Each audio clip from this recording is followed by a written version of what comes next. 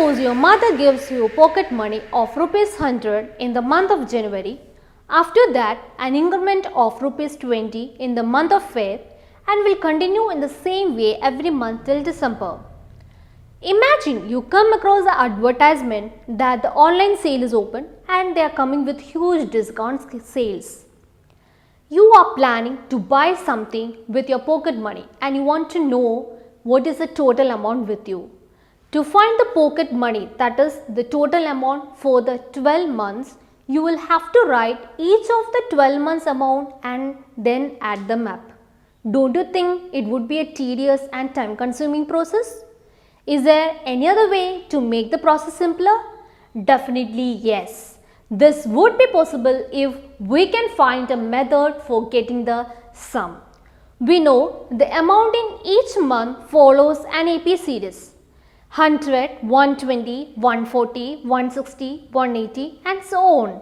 So what we can do is we use some technique to find the sum of first n terms of an AP.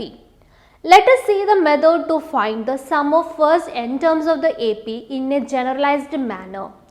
Let S or Sn denote the sum of first n terms of the AP. We have the first n terms of AP as A plus D, A plus 2D, A plus 3D up to A plus n minus 1 into D. Sum of AP is given by S is equal to A plus D plus A plus 2D plus up to A plus n minus 1 into D. Mark it as equation number 1. Rewriting the terms in reverse order, we have S is equal to A plus n minus 1 into D plus A plus n minus 2 into D plus up to A plus D plus A. Mark it as equation number 2. Now adding equation 1 and equation 2 term wise, and we get 2s is equal to 2a plus n minus 1 into D plus 2a plus n minus 1 into D and so on, likewise repeating n times. So in short we can write 2s is equal to n into 2a plus n minus 1 into D since there are n terms, or we can write S is equal to n by 2 into 2a plus n minus 1 into D. So the general equation for finding the sum of first n terms of an AP is given by S is equal to n by 2 into 2a plus n minus 1 into D. So the formula for the sum of the first n terms involves 4 quantities. Yes. Then we have the first term A, then we have the common difference D and the value of n.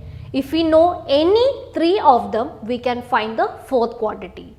So coming back to our example, using this equation, can we find the pocket money? Yes. A is equal to 100, here n is equal to 12 and D is equal to 20. Therefore, putting the values in the equation, S is equal to n by 2 into 2a plus n minus 1 into D, we get 12 by 2 into 2 into 100 plus 12 minus 1 into 20, which is equal to 6 into 200 plus 220, which is again 6 into 420, which is equal to 2520. So the total amount collected at the end of the year is rupees 2520. We can also write the sum of n terms equation as S is equal to n by 2 into A plus n minus 1 into D. We are splitting 2a as A plus A.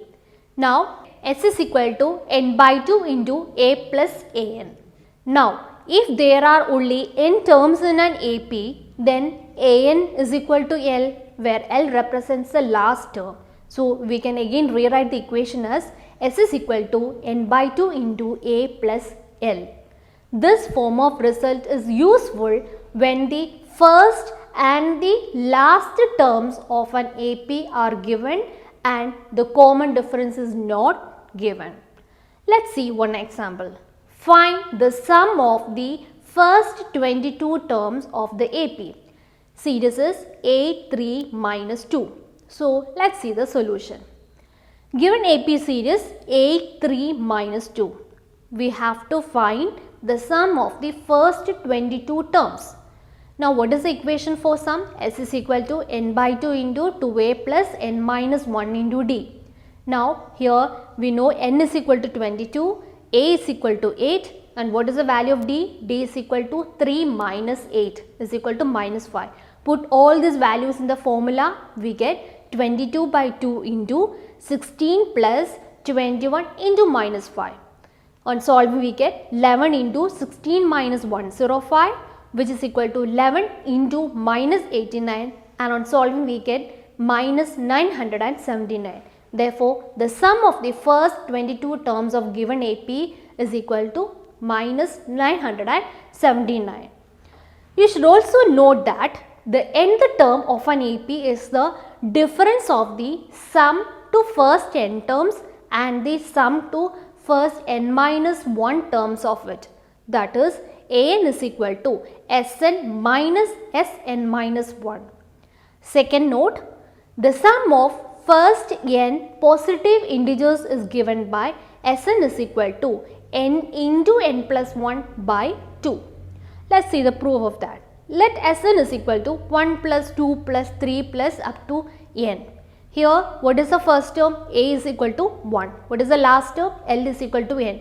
Now, we have the equation S is equal to n by 2 into a plus L. Substitute the values, we get n into 1 plus n by 2, or rewriting Sn is equal to n into n plus 1 by 2. Note number 3.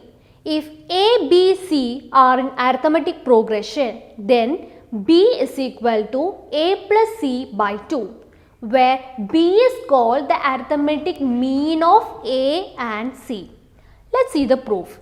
Generally, what is arithmetic mean? Arithmetic mean means the sum of all the numbers in a list divided by the number of terms in that list. Arithmetic mean is equal to sum divided by number of terms in the list, right? Let us first understand the concept of arithmetic progression.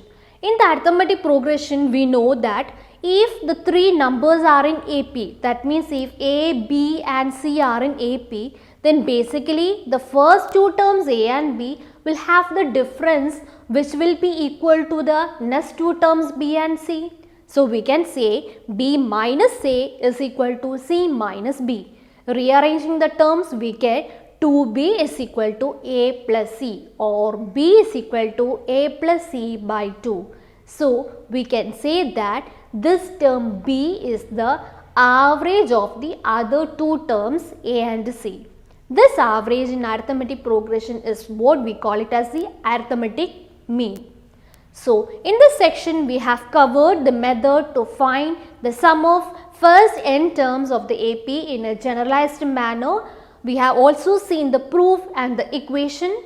In terms of first term and the common difference, the sum is S is equal to n by 2 into 2a plus n minus 1 into d, and in terms of first term and the last term, the sum equation is S is equal to n by 2 into a plus L. Also, we discussed another equation for the nth term of an AP, which is the difference between Sn and Sn minus 1. An is equal to Sn minus 1, where Sn is the sum to first n terms, where Sn minus 1 is the sum to first n minus 1 terms. Also, we have seen the equation for the sum of first n positive integers, which is given by Sn is equal to n into n plus 1 by 2.